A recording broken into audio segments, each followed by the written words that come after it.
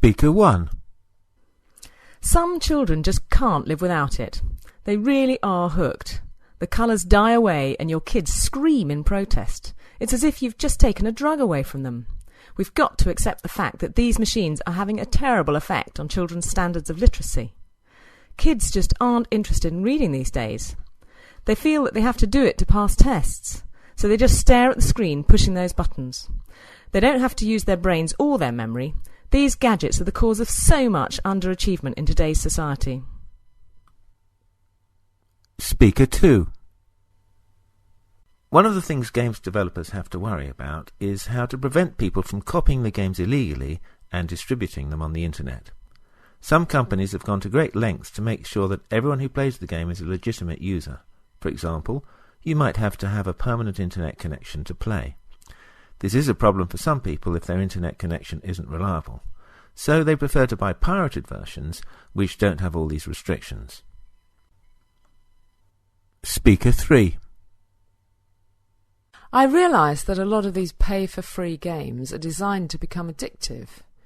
You play for free, but once you've invested time and effort into your game, you start paying real money to progress further into the game.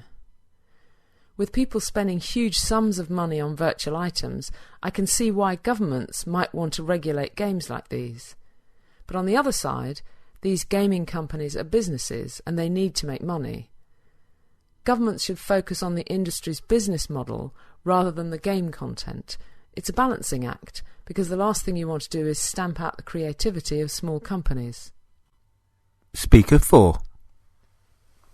A lot of games are attractive because the virtual world is fairer than the real world. Your success isn't determined by your age, social status, or education.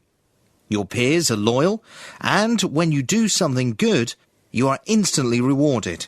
So there's a real sense of achievement.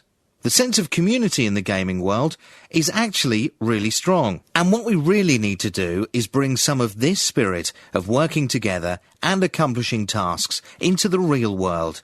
People should stop criticising these games and start thinking about how we can incorporate the positive spirit of gaming into our real lives.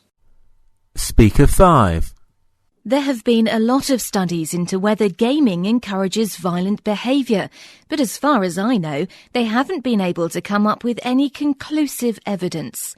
Juvenile crime in the States is at a 30-year low, and there is also some evidence that most antisocial acts are committed by kids who don't play computer games. I reckon all this hype about violent games is a bigger problem than the games themselves. It makes adults suspicious of their kids and tries to blame big social issues on games rather than eliminating the real cause of youth problems, such as home life and mental stability.